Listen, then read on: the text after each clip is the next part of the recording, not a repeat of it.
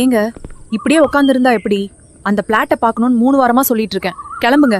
அங்க ஆக்கிரமிப்பு பண்ணிருப்பாங்களோன்னு பயமா இருக்கு. இந்த டிராஃபிக்ல 2 மணி நேரம் வண்டி ஓட்டிட்டு போகணுமா?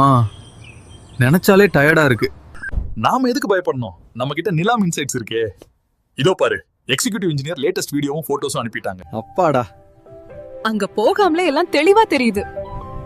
ஒரு பெரிய பயம் போச்சு.